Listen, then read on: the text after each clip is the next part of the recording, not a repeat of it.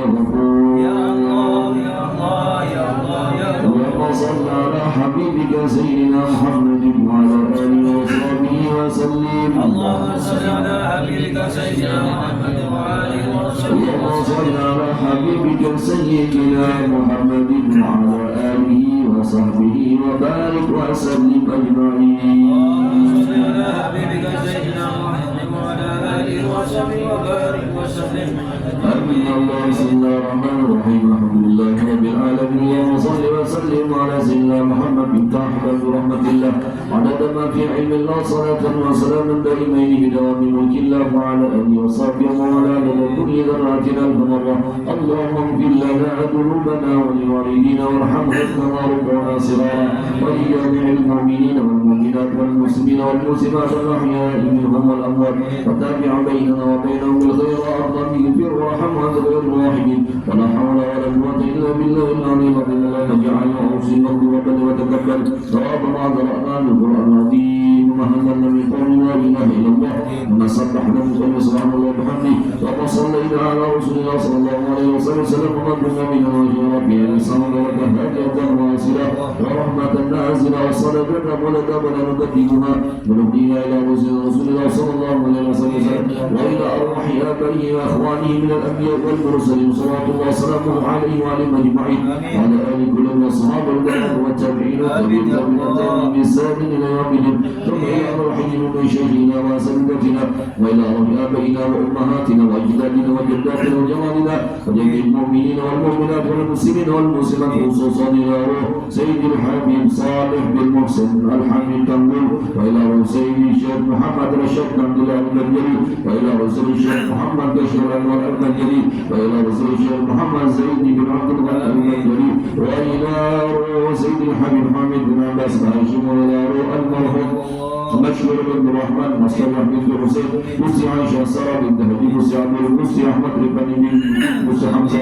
اللهم ارفع مقامهم وعلي درجات مجمعنا وإياهم مع النبيين الصديقين والشهداء والصالحين في جنة نعيم برحمتك يا رب العالمين. أوصل اللهم ثواب ذلك منا إليهم أوصل اللهم ثواب ذلك منا إليهم أوصل اللهم ثواب ذلك منا إليهم. اللهم اجعله فداء لهم من النار وبكة لهم من النار وعصوا لهم من النار وشراء لهم من النار ونجاة لهم من النار برحمتك يا عزيز يا غفار.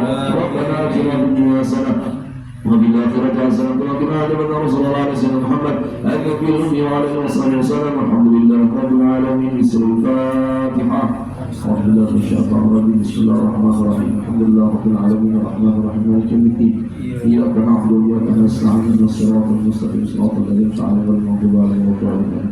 Assalamualaikum warahmatullahi wabarakatuh. Alhamdulillah wa salli wa sallim ala sayyidina Muhammad bin Abdullah wa ala alihi wa sahbihi wa man wala amma ba'du. Puji syukur kita haturkan kehadirat Allah Subhanahu wa taala. Di siang hari ini kita diizinkan oleh Allah Subhanahu wa taala untuk kembali berkumpul, berzikir, bersilaturahmi yang harapan kita mudah-mudahan dengan hadirnya kita di sini, dengan sebab membaca yasinnya kita di sini menjadikan sebab dosa-dosa kita diampunkan oleh Allah Subhanahu wa taala, dan bacaan ayat suci Al-Qur'an yang telah kita baca nanti kelak dapat memberikan syafaat kepada kita di negeri akhirat seperti yang dikatakan oleh baginda Muhammad sallallahu alaihi wasallam, "Iqra'ul Qur'an fa innahu ya'ti 'alaikum yawmal qiyamah syafi'an li ashabihi." Dan Nabi Muhammad baca Al-Qur'an, karena dengan bacaan Al-Quran yang kalian baca tersebut, kalian akan mendapat syafaat dari mereka. Dari bacaan-bacaan yang kita baca, nanti kelak bacaan tersebut yang akan memberikan pertolongan kepada kita ketika kita berada di alam barzakh ataupun ketika kita berada di negeri akhirat. Mudah-mudahan bacaan ayat Al-Quran yang telah kita baca diterima oleh Allah Subhanahu wa ta'ala. Amin. Allahumma amin. Dan pahalanya dilipat gandakan oleh Allah Subhanahu wa ta'ala. Dan alhamdulillah pula kita harus bersyukur kepada Allah Subhanahu wa ta'ala hadirnya kita untuk bersilaturahmi, hadirnya kita mempererat hubungan keluarga yang mudah-mudahan seperti yang dikatakan oleh Nabi, man sarrahu an yabsuta lahu fi rizqihi falyasir rahimah. Orang yang ingin rezekinya diberkahi, orang yang ingin rezekinya ditambah oleh Allah Subhanahu wa ta'ala, diperintahkan oleh baginda Muhammad untuk silaturahmi. Jadi silaturahmi ini merupakan salah satu ajang atau cara untuk orang-orang kita menjadikan harta yang diberikan dan yang akan diberikan oleh Allah Subhanahu wa taala itu berkah untuk kita. Oleh karenanya mudah kita dapat terus menjaga silaturahmi kita, karena ini arisan yang 3 terakhir, karena tinggal 2 lagi setelah ini jalani. Nah 2 lagi setelah ini Masya Allah, baru nanti setelah yang 2 itu kita kembali lagi mudah-mudahan dalam keadaan terbaik kita. Amin Allahumma amin. Jadi kita pun juga harus bersyukur kepada Allah Subhanahu wa taala ketika orang-orang kita berkumpul seperti ini, ajang silaturahminya kita seperti ini yang sudah bertahun-tahun lamanya. Ini sangat-sangat istimewa, sangat luar biasa, yang dimana orang-orang kita pun juga selalu mendoakan tepuha-tepuha mudahan panjang umur, sehat walafiat. Begitu juga yang muda-muda, mudahan mereka mau untuk bergabung. Karena kalau yang anum-anum kalau kita kenalkan lawan keluarga, maka kada bakalan kenal lawan keluarga. Kalau kita bawa di acara-acara seperti ini, maka kada bakalan pinandu mereka lawan pula lawan keluarga. La ilaha illallah. Bakal terkadang kenapa orang yang dekat saja memiliki hubungan, kalau jarang diberikan jarang dibawa dan jarang diajak untuk pertemuan-pertemuan seperti ini, maka pada akhirnya mereka kadang kenal atau kadang tahu satu sama lainnya. Oleh karenanya Masya Allah, ajang seperti ini silaturahmi menguatkan, mengeratkan hubungan kekeluargaan kita. Mudah-mudahan kita tahu terus istiqamah di dalam menjalankannya ini. Amin Allahumma amin. Dan alhamdulillah pula bulan Ramadan sudah kita lewati, dan bulan Ramadan bulan yang sangat dinanti-nanti oleh kebanyakan kaum manusia pun juga ternyata sudah berakhir. Dan harapan kita Allah Ta'ala terima amal ibadah yang telah kita lakukan selama bulan Ramadan tadi, dan mudah-mudahan kita dipertemukan oleh Allah dengan Ramadan yang akan datang dalam keadaan sehat walafiat insyaallah. Amin Allahumma amin. Karena orang-orang kita ini sebenarnya kan tidak mengetahui amal ibadah yang mana yang nanti kelak akan menggiring kita atau membawa kita mencapai keberuntungan dunia dan akhiratnya kita. Karena Allah Subhanahu wa taala menyembunyikan amal yang amal saleh, amal baik yang di dalamnya ada keridhaan Allah Subhanahu wa taala, seperti yang dikatakan oleh Nabi sallallahu alaihi wasallam, innal 'abda la yatakallamu bil kalimah min ridwanillahi ta'ala la yulqi laha bala yarfa'ullahu biha darajat. Ada sekelompok orang, kata Nabi, mengatakan perkataan yang diridhoi oleh Allah, di dalam perkataannya mengandung unsur keridhaan Allah, maka dari perkataannya tersebut yang akan membuat orang itu beruntung dan mendapatkan kedudukan yang tinggi di negeri akhiratnya Allah Subhanahu wa taala.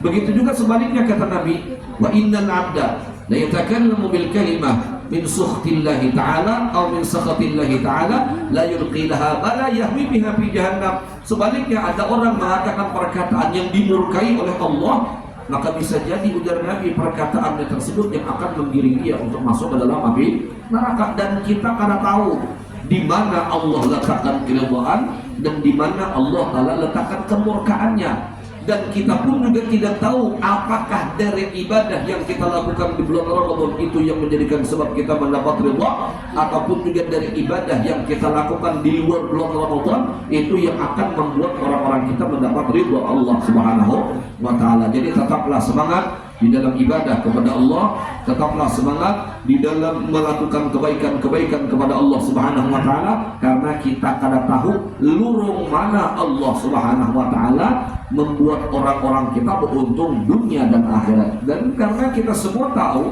tidaklah orang-orang kita ini dimasukkan oleh Allah ke dalam surga melainkan dengan rahmatnya Allah, maka suatu ketika pernah salah seorang Nabi Muhammad bercerita mengenai tentang salah satu dari kaum Bani Israel. Kaum Bani Israel itu kan mereka adalah orang-orang yang memiliki umur lebih panjang daripada mayoritas umur umatnya Nabi Muhammad sallallahu alaihi wasallam. Bahkan mereka berumur 100, 200, 300 tahun itu biasa. di kalangan umat-umat terdahulu, bahkan bila mana ada orang yang wafat, orang yang meninggal umur 100 atau di bawah 100, apa yang dikatakan oleh mereka? Rahimallahu Quran. Sungguh Allah merahmati, mudahan Allah merahmati Sidin. Kasiannya, ya bahasa kita tuh, kasiannya Sidin tak meninggal umur 100. La ilaha illallah, umur 100 dikasihani meninggal. Ada buhan kita umur 100 panjang banget sudah kita. Masya Allah, mudah kita panjang umur bertahan, sehat walafiat bertahan. Amin Allahumma amin. Jadi Masya Allah, ujar Nabi Muhammad menceritakan ini hamba Allah dan abadallah ta'ala limuddati salasami'ati am. Ini orang telah beribadah kepada Allah Ta'ala selama 300 tahun. Ibadahnya dia 300 tahun, berarti umurnya lebih daripada 300 tahun.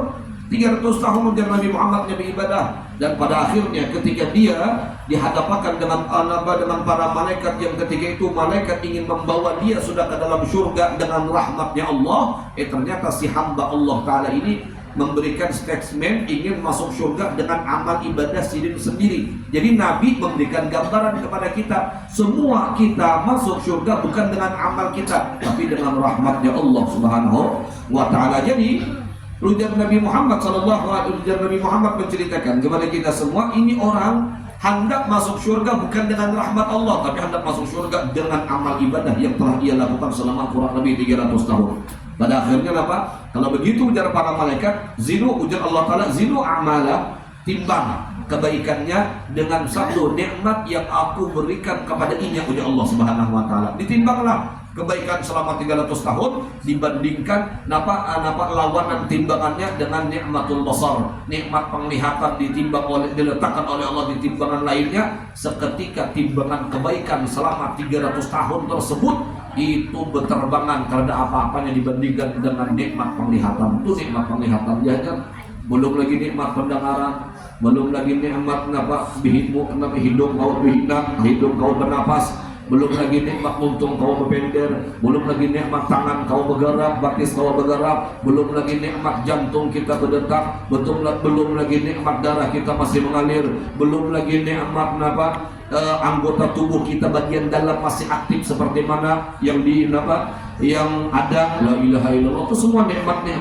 yang diberikan oleh Allah Subhanahu wa Ta'ala, dibandingkan dengan amal ibadah kita karena apa-apanya nikmat itu luar biasa. Oleh karenanya ujar Nabi Muhammad, semua kita masuk surga dengan rahmatnya Allah. Rahmatnya Allah tadi ia ridha yang diletakkan oleh Allah di salah satu amal ibadah yang dilakukan oleh hamba tadi.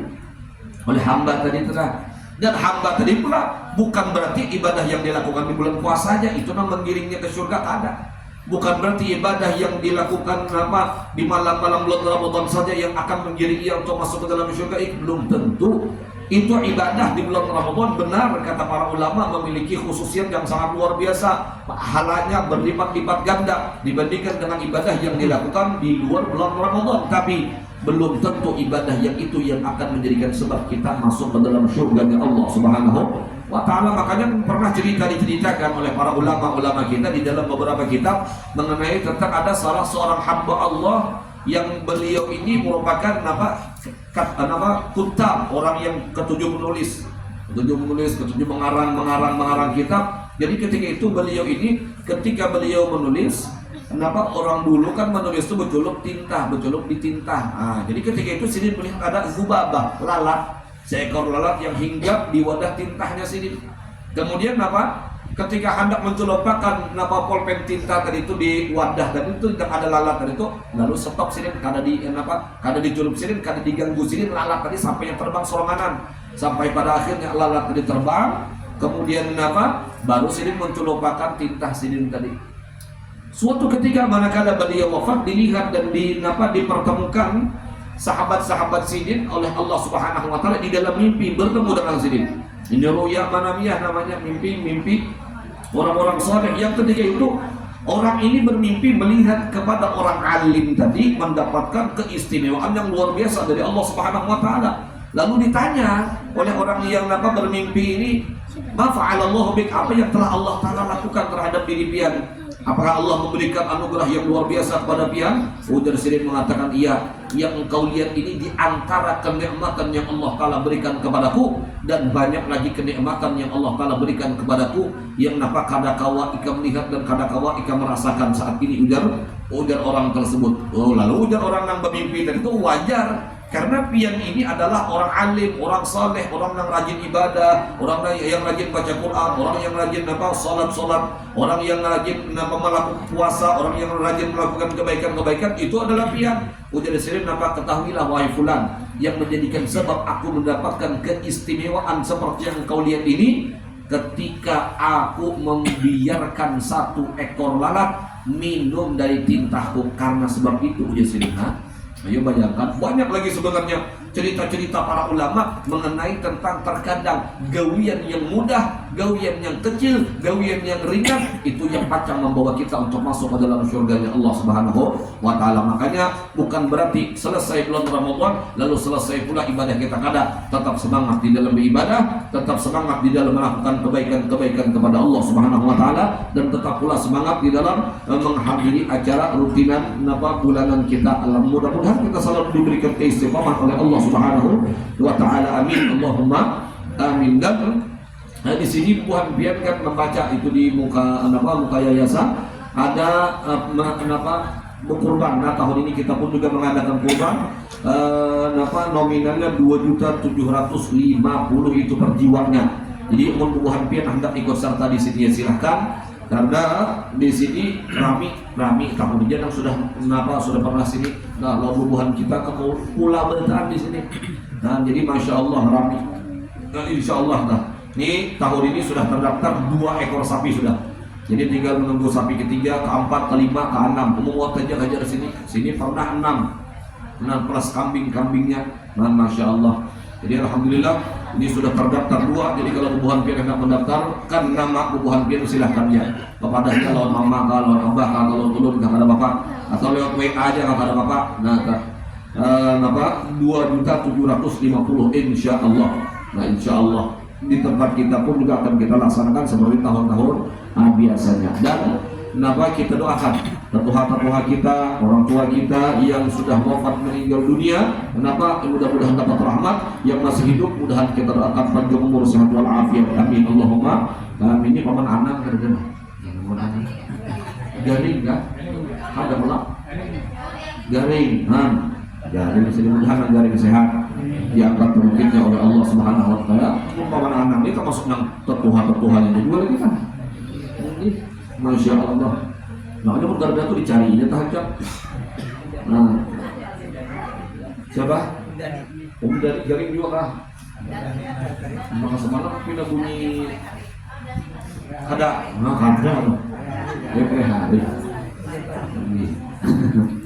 Masya Allah. Kita doakan yang sudah wafat meninggal dunia dapat rahmat dari Allah Subhanahu wa Ta'ala, karena banyak juga dari keluarga-keluarga kita yang sudah wafat meninggal dunia. Mudah-mudahan mereka semua dapat rahmat dari Allah Subhanahu wa Ta'ala. Ala hadhihi al-Fatihah. Alhamdulillah.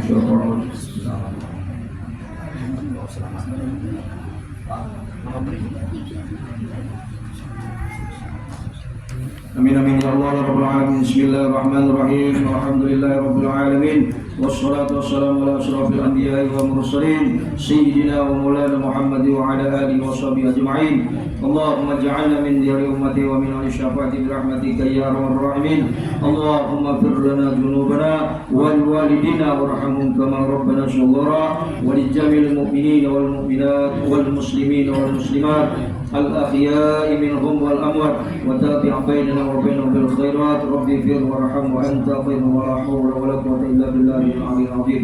اللهم صل على سيدنا محمد صلاة تجعل من جميع الأخوال والآفات وتقضي لنا بها يا الله يا الله يا الله جميع الحاجات وتطهرنا بها يا الله يا الله يا الله من جميع الشيئات وترفعنا عندك على الدرجات وتبلغنا بأصل غاية جميع الخيرات في الحياة وإنك على كل شيء قدير. اللهم إنا نسألك السلامة في ديننا وعافية في جسدنا وزيادة في العلم وبركة في الرزق وتوبة قبل الموت ورحمة عند الموت ومغفرة بعد الموت. اللهم حبن علينا في شركة الموت والنجاة من النار وعند الحساب. ربنا لا تزغ قلوبنا بعد إذ هديتنا وهب لنا من لدنك رحمة إنك أنت الوهاب. اللهم بحق الفاتحة وشر الفاتحة يا فرج الحمد يا كاشف الغم يا من يبدي ويغفر ويرحم ويا رفيع البلاء يا الله ويا رفيع البلاء يا الرحمن ويا رفيع البلاء يا الرحيم. ربنا اغفر لنا ولإخواننا الذين سبقونا بالإيمان ولا تجعل في قلوبنا غلا للذين آمنوا ربنا إنك رؤوف رحيم. ربنا هب لنا من أزواجنا وذريتنا قرة أعين واجعل المتقين إماما. ربنا تقبل منا إنك أنت السميع العليم وتب علينا إنك أنت التواب الرحيم. ربنا آتنا في الدنيا حسنة وفي الآخرة حسنة وقنا عذاب النار. وصلى الله على خلق سيدنا محمد وعلى آله وصحبه أجمعين. سبحان ربك رب العزة عما يصفون والسلام على المرسلين والحمد لله رب العالمين. تقبل الله منكم.